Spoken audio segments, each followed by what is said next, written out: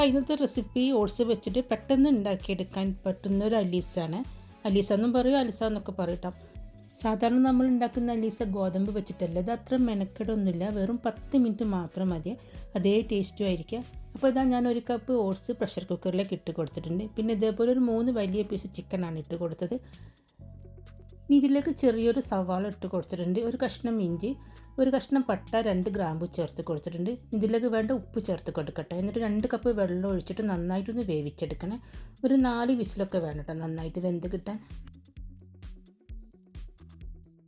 അപ്പോൾ ഇതാ നന്നായിട്ട് വെന്തിട്ടുണ്ട്. ഇനിയിപ്പോൾ ഇതിലെ ചിക്കൻ്റെ എല്ലൊക്കെ ഒന്ന് മാറ്റി കൊടുക്കണേ. കൂടുതൽ വെള്ളം ഉണ്ടെങ്കിൽ ഒന്ന് വറ്റിച്ചെടുക്കട്ടോ. ഇതിലേക്ക് എല്ല് മാറ്റി ചിക്കൻ ഇട്ട് കൊടുത്തിട്ടുണ്ട്. എന്നിട്ട് ഒന്ന് ഉടച്ചെടുക്കട്ടോ. ഇത് ഓട്സ് ആയതുകൊണ്ട് പെട്ടെന്ന് തന്നെ ഉടഞ്ഞു കിട്ടും.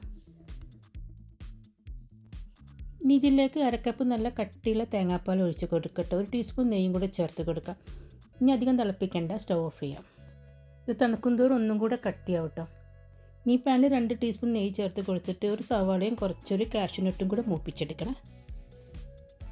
ഇതിൻ്റെ മേലെ ഫ്രൈ ചെയ്ത് വെച്ച അണ്ടിപ്പരിപ്പും കാഷ്യൂനട്ടും കൂടെ ഇട്ട് കൊടുക്കട്ടോ.